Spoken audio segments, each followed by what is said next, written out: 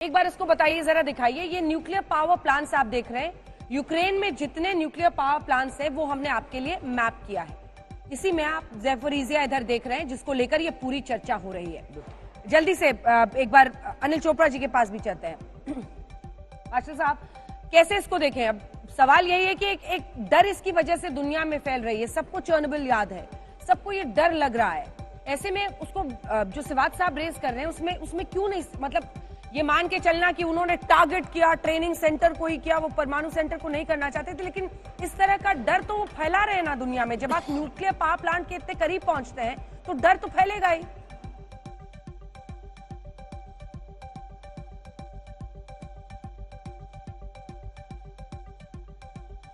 ठीक है, उनकी आवाज कट रही है, मैम फिर से उनके पास चलेंगे। सरीन साहब, जल्दी से कमेंट आपसे इस पर मैं लेना चाहती हूँ।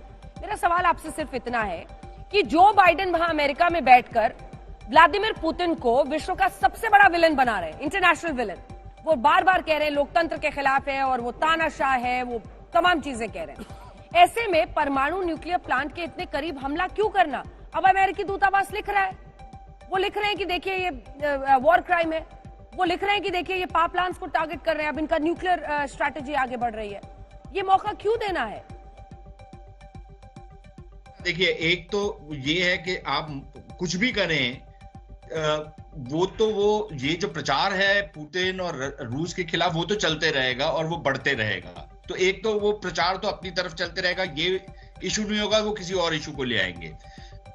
ये आपकी बात ठीक है कि न्यूक्लियर पावर प्लांट के ऊपर या उसके आसपास हमला होता है तो एक जिसे कहते हैं पैनिक ज्यादा बढ़ जाता है। हाँ। वो बिल्कुल लाजमी बात है, लेकिन मैं मानता हूं कि रूस कोई इस तरीके की बेवकूफी या हिमाकत नहीं करेगा जहां पर वो डायरेक्टली एक न्यूक्लियर पावर प्लांट को टारगेट करेगा।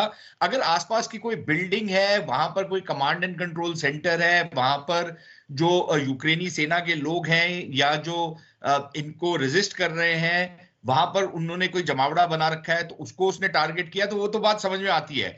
लेकिन न्यूक्लियर पावर प्लांट जहां पर है उसको टारगेट करना और आसपास की किसी बिल्डिंग को टारगेट करना, और अगर वो प्रिसिशन स्ट्राइक है, तो ये दो कंप्लीटली सेपरेट चीजें हैं।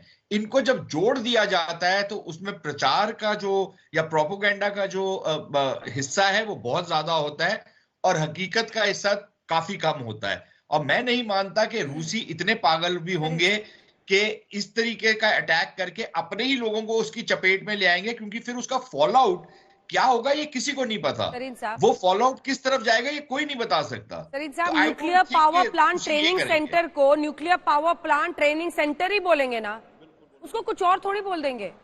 वहीं पर है ये बताएंगे ना। अंजना, मैं समझ नहीं पा रही हूँ अंजना, ट्रेनिंग सेंटर और जहां पर जो एक्चुअल खतरा है, जो जहां पर सारा का सारा रिएक्टर है, खतरा आपका रिएक्टर में है, ट्रेनिंग सेंटर में नहीं है। और रेडिएशन भी तभी होगा, नुकसान तभी होगा जब सीधे रिएक्टर्स पर होगा। लेकिन डेंजरसली क्लोज भी तो एक शब्द होता है, ये प्रोपोगेंडा नहीं है, ये प्रोपोगेंडा नहीं है। ट्रेनिंग सेंटर न्यूक्लियर रिएक्टर का है। एक बार वो बोले फिर आ रही हूँ, तुरंत आ रही हूँ। ये प्रोपोगेंडा कैसे हो सकता है? Nuclear power plant training centre, ये प्रोपोगेंडा नहीं है। डेंजरसली क्लोज, ये भी प्रोपोगेंडा नहीं है। लोग मारे जा रहे हैं, ये भी प्रोपोगेंडा नहीं है। युद्ध आज की सच्चाई है। ये तो फिर आप बताइए कितने मीटर, कितने किलोमीटर, कौन सा टेप लेके चलना है मेजर करने के लिए? जो गलत है वो गलत है, और उसको लेकर एक आशंका, क्योंकि पुतिन लगातार एक भय तो पैदा करना चाह ही रहे हैं, क्योंकि वो जिस तरह से चाह रहे थे कि ज़ेलेंस्की सरेंडर कर दे, वो हुआ नहीं। दिन ब दिन मामला आगे बढ़ता चला जा रहा है। वो खुद भी नहीं चाहते फुल फ्लेजेड वॉर, वरना रूसी ताकत अगर वो पूरी झोंकते तो खार्किव से लेकर की वो पहले कुछ दिनों में ही बहुत बड़े कदम उठा सकते थे। जल्दी से दयाल साहब, आप इस पर कमेंट करना चाह रहे हैं? आप सुनने की वो कीजिएगा। ज़ैपोरिज़िया एक स्ट्रेटेजिक टाउन है कीव की तरफ बढ़ने में। अगर पूरे टाउन को कब्जा करना है तो आप क्या इसको छोड़ देंगे? नहीं छोड़ेंगे ना, क्योंकि फिर ये किसी दुश्मन के हाथ में पड़ सकता है, वो भी इस पे नुकसान कर सकता है।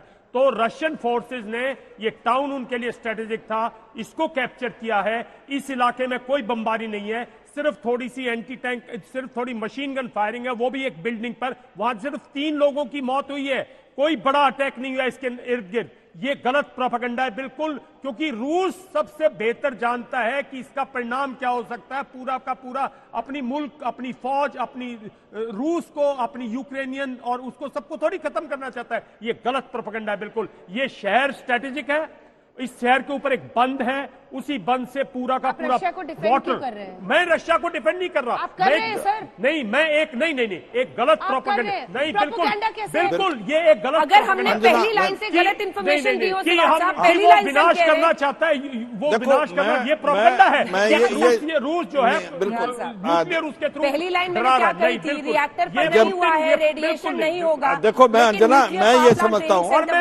देखो अंजना, मैं ये समझता हूँ भाई, उसका अगर टारगेट खार्किव और कीव है तो जापोरिजिया में अगर वहां पर न्यूक्लियर प्लांट है तो आप ये कोशिश क्यों कर रहे हैं? वहां एक्सीडेंट हो सकता है, आपकी नीयत तो साफ हो सकती है, मगर इट इज सो क्लोज। और प्रिसिशन शूटिंग में कहीं ना कहीं अगर रिएक्टर पे कोई ना कोई नुकसान होगा तो चेर्नोबिल दोबारा रिपीट हो जाएगा। तो I will call it a nuclear terror. मेरा मतलब ये है, अगर आपकी इंटेंशन नहीं है, आप वो न्यूक्लियर पावर प्लांट जो है सबसे बड़ा यूरोप का पावर प्लांट है, उसको 25% पावर बनाता है यूक्रेन के लिए, तो ऐसा क्यों, क्या जरूरत है आपको इसको लेने की, जब आपका जो स्ट्रेटेजिक टारगेट है वो अभी कीव है। अगर कीव जब तक नहीं गिरेगा, मुझे नहीं लगता कि जो यूक्रेन की फौज हाथ खड़ा करेगी। और कीव अभी तक इनसे काबू नहीं आ रहा।